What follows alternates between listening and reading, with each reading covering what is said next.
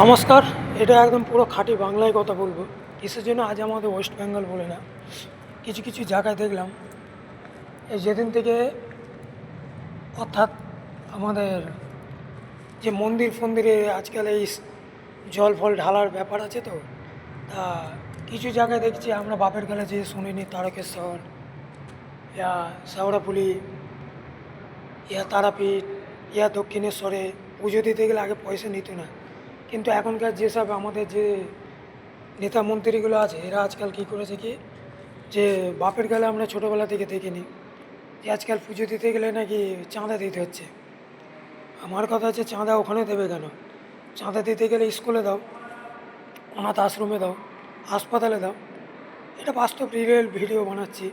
কিসের জন্য? আমার ফেসবুকটা একটু গড়বড় করছে বলে জন্য ইউটিউবেও ভিডিও ছাড়ি, ফেসবুকে ভিডিও ছাড়ি, কিন্তু মানুষ এগুলো বোঝে না। আগের সরকার ছিল, তার আগের সরকার ছিল, তারা কোনো দিন কোনো চাঁদা ফাঁদা নিত না, কিন্তু এখনকার সরকার কী করছে জানেন তো? মানুষের সাথে পুরো বোকাচোদা বানিয়ে, ভাইপো বানিয়ে আজকাল চাঁদা তুলছে। এ হচ্ছে দুনিয়ার নীতি, তারই নাম হচ্ছে রাজনীতি। চুরি করছে, তাও এদের চোরের মায়ের বড় গলা, এদের হচ্ছে সেই হাল। এর জন্য বলছি, মানুষ যখনই দেখবেন এরকম চাঁদা ফাঁদা কি করছে, ডাইরেক্ট ইন্টারনেটের জামানা মোবাইলে তুলবেন, তুলে ভাইরাল করে ছেড়ে দেবেন। কিসের জন্য? এদের শিক্ষা দেওয়া উচিত। আমার কথা হচ্ছে, মন্দিরে কোন ইয়েতে লেখা আছে যে পাবলিকের কাছে যে চাঁদা তোলো, তুলাবাজি করো?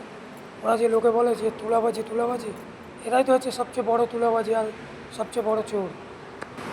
লোককে চোর বলার আগে নিজেকে 10বার ভাবতে হবে যে আমি কেন চোর বলবো। আজ এরা যেদিন থেকে সরকারে এসছে, সত্তায় এসছে, সেদিন থেকে প্রত্যেকটা জায়গায় এরকম একখানা চুরি চামারি করছে। আমরা বাপের কালে ছোটোবেলা থেকে এত বড় হয়েছে, 45 বছর, জীবনে শুনিনি যে মন্দিরে যে কুপন নিয়ে জল ঢালতে হয়, যে কুপন নিয়ে পুজো দিতে হয়, কিন্তু আজ বেঙ্গল সরকারে এরকম করছে। এ হচ্ছে ব্যাপার। তাহলে মানুষের ভরসাটা কোথায় থাকবে? ওর জন্য বলছি, যদি চাঁদায় দিতে হয়, ডোনেশানই যদি দিতে হয়, কোনো গরিবকে দাও, কোনো স্কুলে দাও, কোনো হাসপাতালে দাও, কিন্তু মন্দিরে দিও না। কিসের জন্য? এই চোরগুলো সব খেয়ে নেবে। এদের হয়ে গেছে এখন একটা ব্যবসা, আগে ছিল না ব্যবসা, এখন হয়ে গেছে 100% ব্যবসা। কিসের জন্য? হয়তো আমি মিথ্যে কথা বলছি। এরকম ইন্টারনেটে শুধু বলবেন তারকেশ্বরের জল ঢালার ভিডিওটা দেখুন, মানুষের কাছ থেকে চাঁদা নিচ্ছে। তারকেশ্বরের, দক্ষিণেশ্বরের, আজ ওয়েস্ট বেঙ্গলের কথাই বলছি, আগে এরকম ছিল না, কিন্তু এটা বাস্তবে এখন হচ্ছে। তাহলে এরা লোককে চোর বলে, এরা নিজেরাই চোর। যারা রামকে নিয়ে এসে চুরি করতে পারে, তারা আর কত ভালো হতে পারে। এই জন্য বলছি, বেশি কিছু বলবো না। ভালো লাগলে লাইক করবেন, ভালো লাগলে শেয়ার করবেন, আর ভালো লাগলে একটু সাবস্ক্রাইব করে দেবেন। আর এসব লোককে একটু টাইট দেওয়ার চেষ্টা করবেন, কেন মানুষ আগে জানতো না, এখন আরও জানো। কেন আমার ইউটিউবটা একটু ফেসবুকটা একটু খারাপ আছে বলে, এর জন্য ইউটিউবে ভিডিওগুলো ছাড়ি, ইউটিউবেও ছাড়ি, ফেসবুকেও ছাড়ি।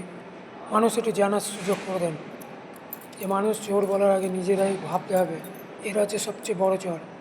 যেদিন থেকে এসছে, আজ ডিমের দাম থেকে শুরু করে সব জিনিসের দাম বেড়ে গেছে, কিন্তু গরিব আওয়াজ উঠাতে গেলে তাকে মারে, ধরে পেটে পেটে প্লাস এদের পেটেও লাথি মারে।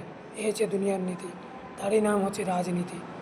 এর জন্য বলছি, এসব লোকের থেকে দূরে থাকবেন, আর এসব লোক কীরকম কাণ্ড দেখতে পারলে জুতো খুলে মারবেন। নমস্কার। আর সাবধানে থাকবেন এদের বিশ্বাস করা থেকে। রাস্তার কুকুরকে বিশ্বাস করবেন, একদম সঠিক ভিডিও। কিসের জন্য? আমি কারোকে গালাগালি দেবো না, আর গালাগালি দিয়ে কোনো লাভ নেই।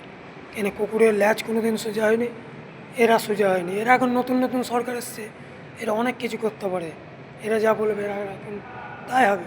কিন্তু মানুষ এখন চোদনে পড়ে বুঝতে পারছে।